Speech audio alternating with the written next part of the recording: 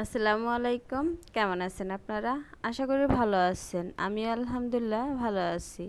তো আমি এমন একটা রেসিপি নিয়ে আপনাদের মাঝে চলে আসলাম যে রেসিপিটা আমরা সাধারণত ঈদে বা অতিথি আপ্যায়নে রান্না করে থাকি। খুবই সহজ একটা রেসিপি। তো সবাই কম বেশি পারেন। তো আমি আমার মতো করে আজ এই দুধ সেমাইটা রান্না করে আশা করি আমার আজকের এই ভিডিওটি ভালো লাগবে। আর ভালো লাগলে অবশ্যই আমার এই দুধ সেমাই এর ভিডিওতে একটা লাইক দিবেন। আর যারা এখনও আমার চ্যানেলটিকে সাবস্ক্রাইব করেননি তারা অবশ্যই আমার চ্যানেলকে সাবস্ক্রাইব করে পাশে থাকা ছোট্ট বেল আইকনটি ক্লিক করে রাখবেন। তো এখানে আমি দুধ সেমাই রান্না করার জন্য নিয়ে নিলাম একটা হাঁড়ি। তো এখানে আমি 2 চামচের মতো ঘি দিয়ে দিলাম।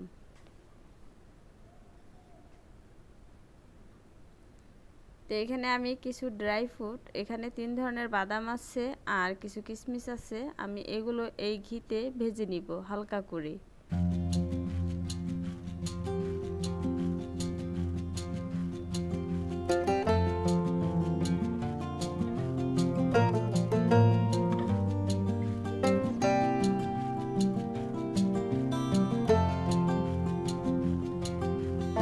খুবই কম আছে এই কিশমিশ এবং এই বাদামগুলো ভেজে নিতে হবে।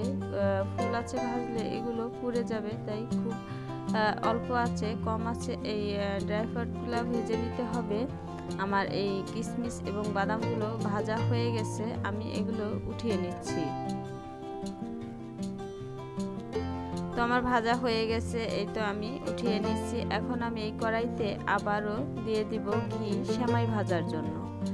আর অবশ্যই চেষ্টা করবেন ঘি দিয়েই এই সেমাই ভেজে তারপরে রান্না করার জন্য, এতে ফ্লেভারটা অনেক সুন্দর আসে, খেতেও কিন্তু অনেক ভালো লাগে। তবে রান্নার তেল দিয়েও ইচ্ছা করলে করা যায়, তো ঘি দিয়ে করলে সব থেকে ভালো হয়। তো এই তো আমি সেমাই দিয়ে দিচ্ছি এখানে ভাজার জন্য। আর এই সেমাইটাও কম আঁচে ভেজে নিতে হবে, ফুল আঁচে ভাজা যাবে না, তাহলে কিন্তু সেমাইগুলো পুড়ে যাবে। তো এভাবে আমি নেড়ে চেড়ে কম আঁচে সেমাইগুলো ভেজে নিব।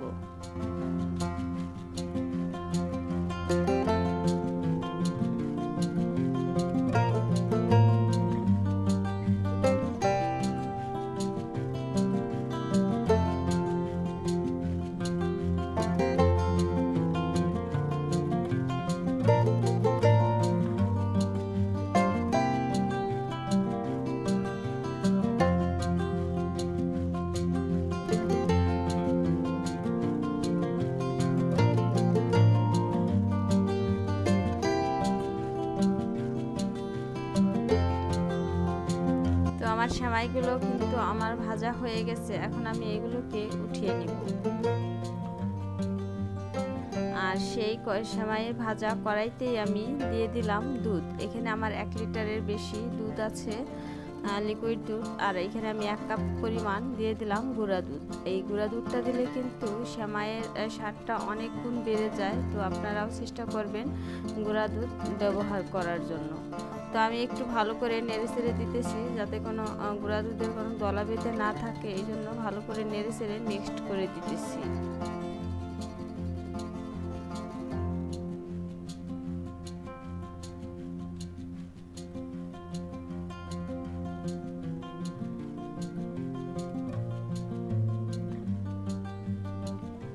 তো এখানে আমি দিয়ে দিলাম 1 কাপের একটু কম চিনি।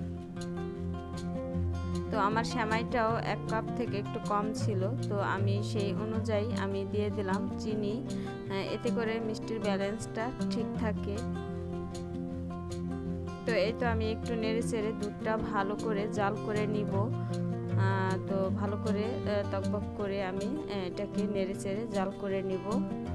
আর অবশ্যই এটা জাল করার সময় পাশে দাঁড়িয়ে থাকবেন, তা না হলে দেখা যাবে দুধটা উঠিয়ে পড়ে যেতে পারে। তো এখানে আমি আমার পরিমাণ মতো একটু লবণ দিয়ে দিলাম। আসলে মিষ্টি জাতীয় খাবারে আমি লবণটা দেই, লবণ না দিলে আমার কাছে এতটা ভালো লাগে না, এই জন্য আমি লবণটা দেই। তো আমি আমার পরিমাণ মতো লবণ দিয়ে দিলাম। অনেকেই মিষ্টি জাতীয় খাবারে লবণ দেয় না, পছন্দ করে না। তো যারা পছন্দ করেন না তারা এটাকে স্কিপ করবেন। তো আমি দেই, এই জন্য আমি আমার পরিমাণ মতো লবণ দিয়ে দিলাম। তো এটাকে এখন ভালো করে নেড়ে চেড়ে দুধটা জাল করে নিব। তো এখানে আমি 2টা এলাচ একটু মুখ চিড়ে দিয়ে দিলাম।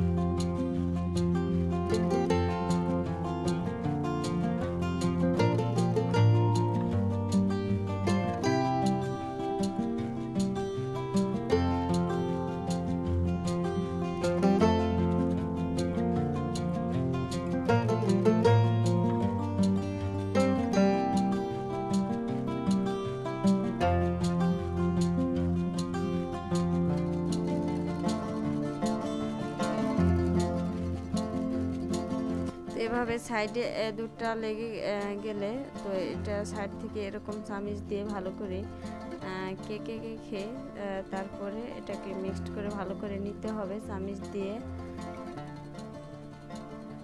তো আমার দুধটা কিন্তু আমি বেশ কিছুক্ষণ জাল করার পরে তখন আমি এখন দিয়ে দিলাম সেই ভাজা সেমাইটা। তো এটাকে আমি কিছুক্ষণ জাল করব, 2-3 মিনিটের মতো জাল করার পরে তারপরে এটাকে আমি নামিয়ে নিব।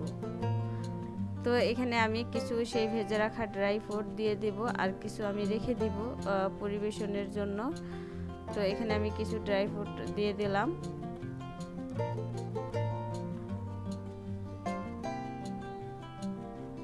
তো আমি আর বেশিক্ষণ জাল করব না, এই অবস্থায় এটাকে আমি নামিয়ে নেব। এটা ঠান্ডা হওয়ার পরে আরো ঘন হয়ে যাবে।